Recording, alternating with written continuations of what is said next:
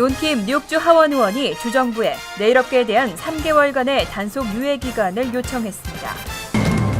제34대 뉴욕 한인회가 전반기 정기 이사회를 개최하고 34대 사업계획안을 발표했습니다.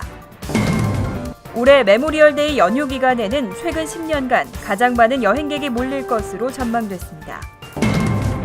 플러싱 다운타운에 대규모 서민 아파트의 개발이 추진되고 있습니다. 2013 센서스 조사 이후 뉴욕시가 전국에서 인구가 가장 많이 늘어난 도시로 나타났습니다. 이상은 이 시각 주요 뉴스입니다. 여러분 안녕하십니까? KBN 뉴스입니다. 뉴욕타임즈의 내일 업계 탐사 보도 이후 단속에 대한 우려가 커지고 있는데요. 한인 업주들의 불안을 덜기 위한 대책이 추진되고 있습니다. 론킴 뉴욕주 하원 의원이 주정부에 3개월간의 단속 유예 기간을 요청했습니다. 론킴 뉴욕주 하원 의원과 이상호 뉴욕 한인 네일협회장은 21일 플러싱 한 식당에서 기자회견을 열고 뉴욕 한인 네일업계가 단속을 위한 대책안을 뉴욕주 정부에 요청했다고 밝혔습니다. 김 의원이 앤드류 쿠오모 뉴욕 주지사와 특별 단속반에 발송한 서한은 우선 노동국과 뉴 아메리칸 오피스에 $10,000,000를 배정하고 한국어와 중국어, 스페인어로 네일업계 종사를 원하는 이민자들을 교육하도록 하고 있습니다. 또 네일업주가 자발적으로 노동법 준수 의지를 밝힐 경우 3개월간의 단속 유예 기간과 함께 3에서 6개월의 환경 개선 기간을 주는 내용을 담고 있습니다. 또 이 기간 동안 업주가 적절한 시급을 지급할 경우 그동안 적발된 위반 사항에 대해 더 이상 책임을 묻지 않도록 하고 있습니다. 그 밖에 오버타임 수당을 주지 않았더라도 직원 한 명당 $1,000의 벌금을 내면 처벌하지 않는 내용 등도 포함했습니다. 김 의원은 네일업주에 대한 처벌이 아니라 네일업계 환경을 개선시키는 방안에 초점을 맞춰야 한다고 강조했습니다. 제34대 뉴욕 한인회가 전반기 정기 이사회를 개최하고 이사회 임원 선출 및 34대 사업계획안 등을 발표했습니다. 플러싱 지역에 시니어 쉼터를 건립하겠다는 계획도 포함됐습니다. 박민기 기자가 보도합니다. 제34대 뉴욕 한인회가 전반기 정기이사회를 개최했습니다. 어제 저녁 맨해튼 뉴욕 한인회관에서 진행된 이사회에는 총 40여 명의 이사가 참석해 한인회 측에 명시돼 있는 의결 정족수 30인을 충족했습니다. 에스더 이 이사장은 뉴욕 한인회는 회장과 이사들을 포함한 한인사회의 모든 구성원들이 함께 꾸려나가야 한다며 이사들의 적극적인 참여를 당부했습니다. 비록 첫 모임인데 여러분들의 좋은 의견도 경청하며 여러분들께서 저 혼자 가는 게 아니고 민 회장님과 저와 여러분이 함께 가는 34대입니다.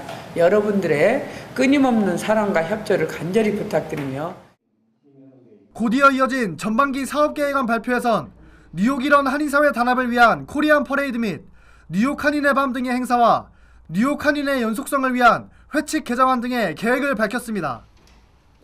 장준영 정책부회장은 특히 시니어 쉼터 건립 사안은 34대가 중심적으로 생각하는 주요 사업 중 하나였지만 선거 문제로 인해 많은 진전이 없었다며 앞으로는 쉼터 건립에 매진하겠다고 강조했습니다. 노인분들에 대해서 어떤 쉼터의 필요성을 자꾸 여러 가지 그 사회 문제로 통해서 그 필요성이 자꾸 대두되는 것이 사실입니다. 그래서 저희들이 지금 시니어 쉼터 건립은 저희들이 좀 이렇게 성의와 열의를 가지고 아마 이 사업의 34대 사업의 주요 사업으로 집어넣을 예정입니다. 한편 어제 이사회 임원 선출식에선 불교방송 진행을 담당하고 있는 김자원 이사와 뉴욕 한인조종학교 신상철 기장이 부이사장으로 선출됐습니다. KBN 뉴스 박민기입니다. 오늘부터 메모리얼데이 연휴 기간이 시작됐습니다. 올해는 경기 회복세와 함께 여행자 수도 급증할 것으로 예상됐는데요. 최근 10년간 가장 많은 여행객이 몰릴 것으로 전망됐습니다. 전미 자동차협회는 올해 메모리얼데이 연휴 기간 동안 뉴욕과 뉴저지를 포함해 미 전역에서 3,700만 명 이상이 50마일 이상의 장거리 여행을 떠날 것으로 예상했습니다.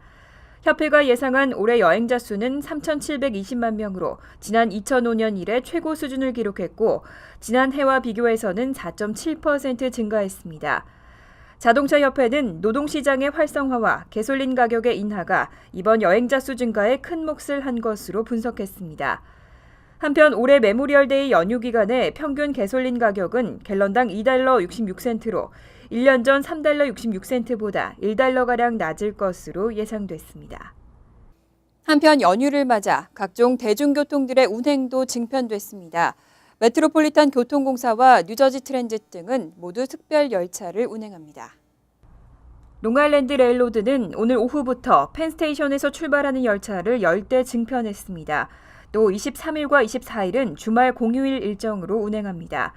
메트로놀스 역시 오늘 오후 1시에서 4시 사이 그랜드 센트럴역을 출발하는 열차 17대를 증편 운행하고 뉴저지 트랜짓과 패스트트레인 역시 오늘 열차를 추가로 투입했습니다.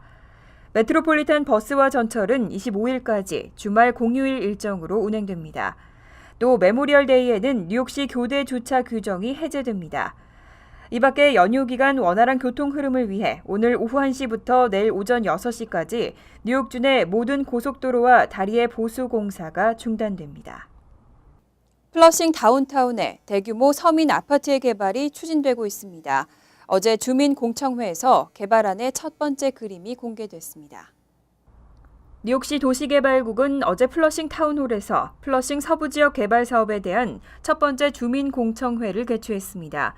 도시개발국은 이날 플러싱 다운타운 서쪽의 10개 블럭, 32에이커 크기 부지에 대한 토지 용도 변경을 통해 대규모 서민 아파트 개발을 고려하고 있다고 공개했습니다.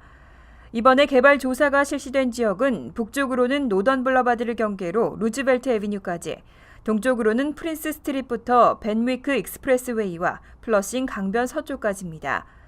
이날 공청회에서 토지 용도 변경 계획 외 다른 구체적인 개발 규모와 서민 아파트 기준 등에 대한 내용은 공개되지 않았지만 업계에서는 해당 토지 용도 변경이 진행될 경우 최소 1,600가구 규모 이상의 서민 아파트 개발이 가능할 것으로 전망했습니다. 도시개발국은 이번 주민공청회를 시작으로 올해 말까지 주민들에게 개발의 필요성을 설명하고 의견 수렴 과정을 거친 뒤 보다 구체적인 계획을 확정한다고 밝혔습니다.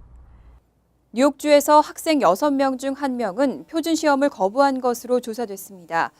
주정부가 시험 성적을 교사평가에 반영하겠다고 밝히면서 이런 거부 움직임은 더 확산되고 있습니다. 올해 뉴욕주 표준시험에서 영어와 수학시험 중 한 과목이라도 거부한 학생이 최소 16만 5천 명으로 지난해 집계 결과보다 약 3배 가까이 증가했습니다.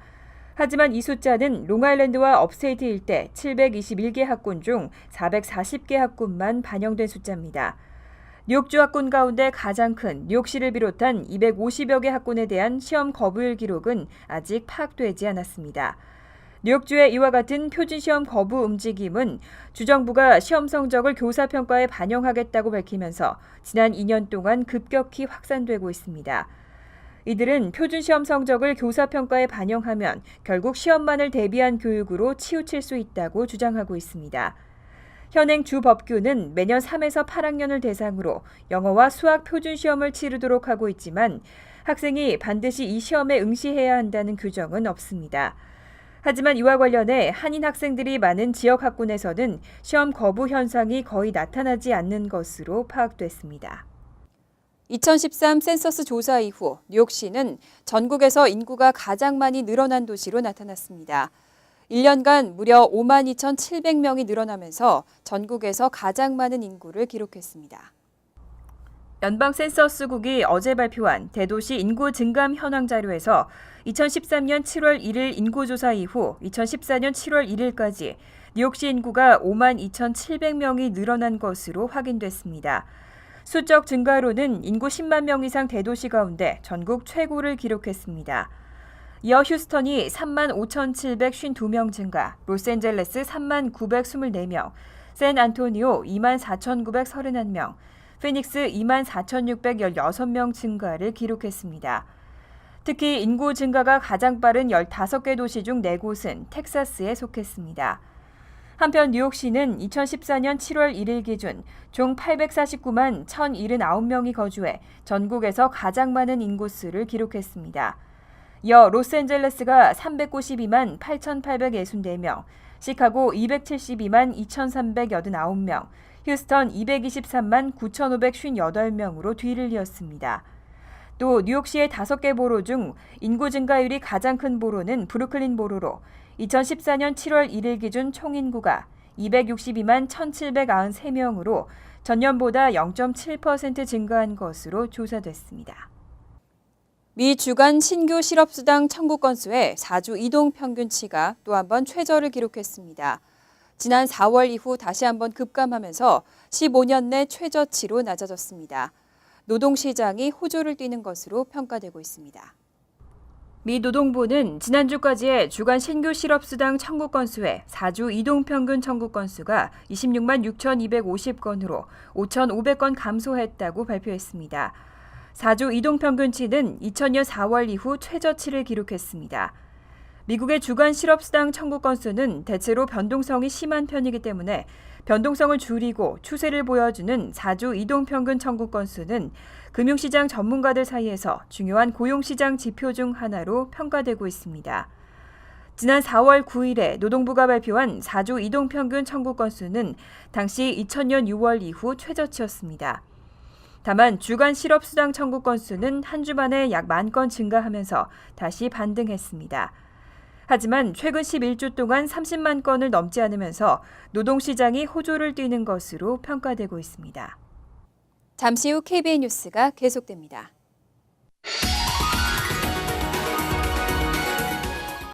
이어서 LA 지역 한인사회 소식입니다. 지난 19일은 첫 한인 LA 시의원이 당선된 역사적인 날이었죠. 유권자, 특히 한인 유권자들의 힘이 얼마나 중요한지 실감할 수 있었습니다. 하지만 투표율은 여전히 매우 낮은 수준인데요. 투표율 제고를 위해 LA 카운티 선거국이 커뮤니티와의 스킨십 강화에 나섰습니다. 김지은 기자가 보도합니다. 지난 3월 기준 LA 카운티 거주자 1,000만 명 중 유권자 등록수는 49만 명. LA 카운티 선거국에 따르면 이 중에서도 12만 명은 투표를 하지 않은 것으로 조사돼 사실상 LA 카운티의 투표율은 매우 저조합니다. 유권자 중에서도 아시안 유권자, 특히 한인 유권자들의 투표율이 상대적으로 낮습니다. 아시안 아메리칸 인구가 급증하는 것에 비해 다양한 언어를 제공할 수 있는 자원봉사자는 턱없이 부족하다는 것이 LA 카운티 선거국의 분석입니다. LA 카운티 선거국은 앞으로 한인 유권자들이 보다 쉽게 투표에 참여할 수 있도록 한국어 서비스를 강화할 예정입니다. 첫 번째가 이 폼이 있습니다. 전화 주시면 한국어로 된 폼이 있어요. 이 폼을 가지고 여기 다 한국말 돼 있으니까 여기 폼을 작성하신 다음에 저희한테 보내주시면, 두 번째는 만약 유권자이신 경우에는 이 유권자의 샘플 발렛 받으시고 이 받으신 다음에 뒤에 보시면 영구 우편 투표자 하시겠습니까? 라는 박스가 있어요. 이 박스 체크를 하시면 LA 카운티 선거국은 영어가 서툰 한인 유권자와 투표율이 저조한 20대 유권자들의 투표율을 높이기 위해 새로운 디지털 디바이스 시스템을 도입한다고 밝혔습니다. 새롭게 바뀌는 투표 시스템은 기존 잉카보트 방식 사용에 어려움이 있는 점을 보완해 터치스크린 방식으로 변경하기로 방침을 정했습니다. 저희가 2020년을 겨냥해서 새로운 시스템을 만들고 있어요. 여기는 터치스크린 베이스라서 이제까지 갖고 다니시던 그런 한국판 샘플 발렛이 아니라 다 컴퓨터에 저장이 되어 있기 때문에 컴퓨터에 다 터치스크린을 누르기만 하면 랭귀지가 다 선택해서 나오시고요. 글자 크기도 조정이 되세요. 새 시스템이 도입되면 디지털 시대에 익숙한 20대층의 투표 참여도 끌어낼 수 있다는 것이 LA 카운티 선거국 측의 입장입니다. LA 카운티 선거국은 최종 프로그램 제작에 앞서 각 커뮤니티의 의견을 수렴하기 위해 오는 30일 민족학교에서 모의 선거를 실시합니다. 모의 선거는 LA 카운티 거주자 누구나 참여할 수 있으며 사전 예약은 필수입니다. 보다 쉬운 투표 시스템을 통해 투표율을 높이려는 LA 카운티 선거국의 노력, 시민들의 적극적인 참여와 관심이 필요한 때입니다. TVK 뉴스 김지은입니다. 월드리포트입니다. 일본에서 지진과 화산 분화에 대한 불안감이 다시 커지고 있습니다. 온천 관광지로 잘 알려진 하코네에서도 화산성 지진이 보름간 계속되면서 수도권에서도 화산이 터질 수 있다는 우려가 나오고 있습니다. 도쿄에서 차로 2시간 거리의 온천 관광지 하코네산 정상 부근입니다. 증기기관차가 연기를 내뿜듯 하얀 수증기가 솟구쳐 오르면서 주변까지 뿌옇게 가려졌고 땅속에서 울려나오는 괴이한 소리가 산속에 퍼지고 있습니다.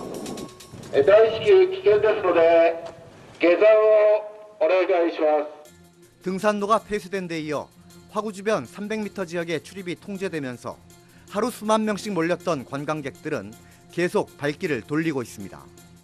泊まりだったものですからちょっとキャンセル急にできなくて来たっていう形なんですけれども 사람이 느낄 수 없을 정도로 약했던 화산성 지진은 진도 1에서 진도 2로 점점 강해져 하루에도 몇 차례씩 흔들립니다. 위성 레이더로 관측한 결과 분화구가 있는 오아쿠단이 부근 땅이 최근 8cm 솟아오른 것으로 확인됐습니다. 지면 상승은 땅속 마그마가 팽창하는 징후로 받아들여지면서 산 아래 온천 마을에도 비상이 걸렸습니다. 完全に温泉が出ませんよということになったらうちのみならず箱根町がもう大混乱を起こしちゃう。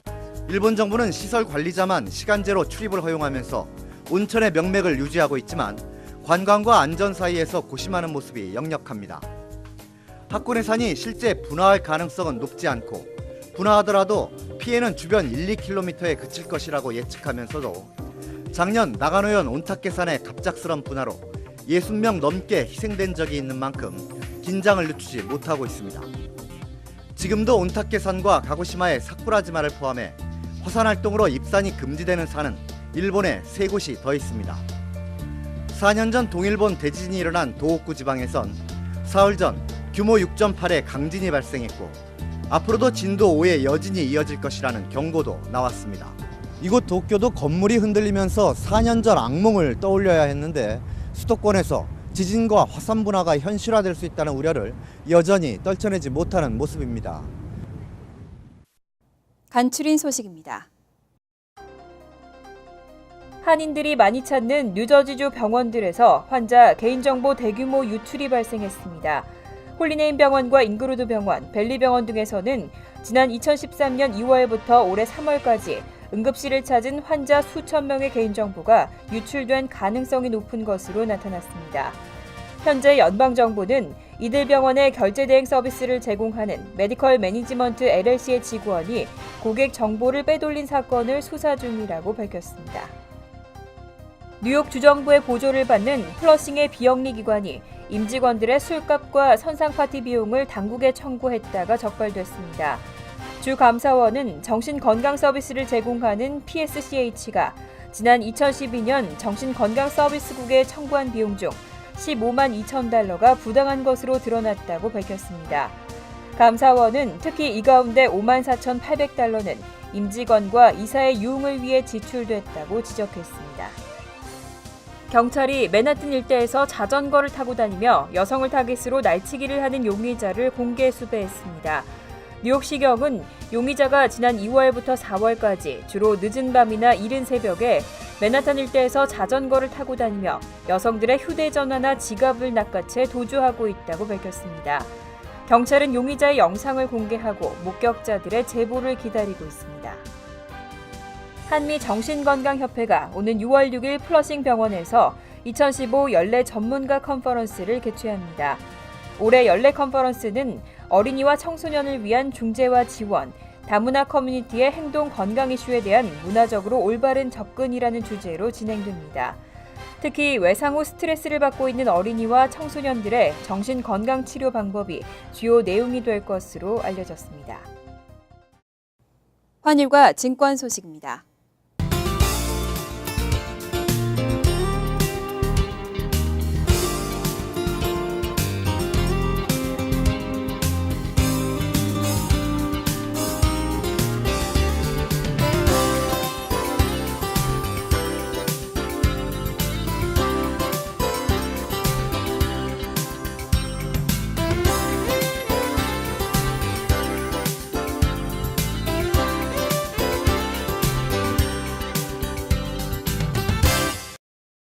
이어서 날씨입니다.